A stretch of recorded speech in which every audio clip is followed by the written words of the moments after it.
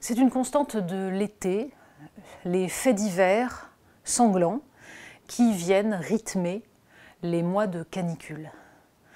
Les attaques au couteau semblent se multiplier. Est-ce un ressenti ou est-ce la réalité? Est-ce parce que le reste de l'actualité n'est pas très fourni et qu'on se concentre là-dessus? Il y a évidemment immédiatement des discours sociologiques qui ressurgissent, mais non, pas du tout, tout va bien, il y a moins d'homicides en France.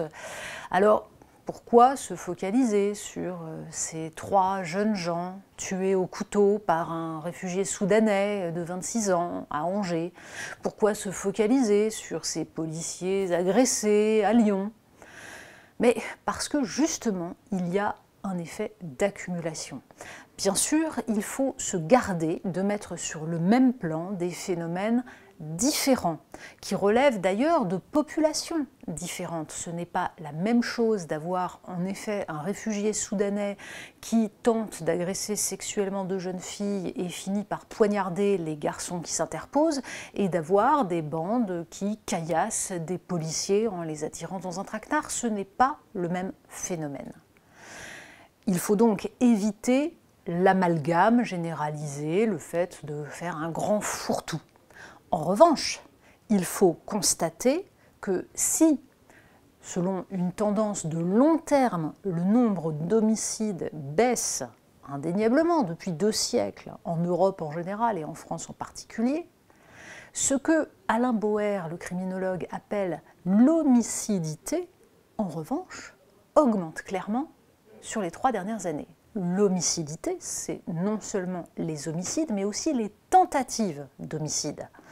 Parce que de fait, ce n'est pas parce qu'un homicide a échoué qu'il n'était pas projeté, ou en tout cas qu'il n'y a pas eu agression et agression violente dans le but de tuer. D'ailleurs, la question du but se pose aussi. Parce qu'en fait, les agressions au couteau relève assez souvent de l'action pulsionnelle, sans qu'il y ait forcément intention de tuer, parce que une des caractéristiques de la violence contre les personnes qu'on voit se développer en France depuis quelques années, c'est avant tout qu'elle relève de gens qui ne se projettent pas, qui en fait n'ont aucune mesure des conséquences de leurs actes. Ce qui donne d'ailleurs une très grande difficulté dans la sanction, l'évaluation de la sanction. Y avait-il intention de donner la mort? Non, mais c'est vrai que quand on frappe la tête de quelqu'un sur un trottoir ou quand on lui plante un couteau, intention ou pas intention, il y a bien des conséquences. Et le problème est d'avoir en face de soi des gens qui, justement, ne se projettent pas et n'ont aucune conscience des conséquences de leur pulsion violente. On peut remarquer aussi que dans ces agressions, la question du refus de l'autorité, quelle qu'elle soit, est extrêmement fréquente. Que cette autorité soit incarnée par des policiers, par des chauffeurs de bus, par des gardiens, des vigiles de boîtes de nuit ou de supermarchés, il s'agit à chaque fois d'une réaction violente face à la frustration que peut constituer le représentant de l'autorité. Et là, on voit immédiatement qu'il n'y a pas de réponse de court terme face à cela. Il y a bien sûr des sanctions à mettre en œuvre, et elles doivent être immédiates, rapides et extrêmement fortes. Mais c'est en fait une question de plus long terme, une question d'éducation qui se pose. Car l'éducation, c'est justement la gestion de la frustration et la maîtrise des pulsions. Or, ce qui fait cruellement défaut en France, c'est à la fois cette prévention par l'éducation, une éducation qui justement confronterait très tôt à l'autorité, et derrière une sanction qui soit une sanction adaptée.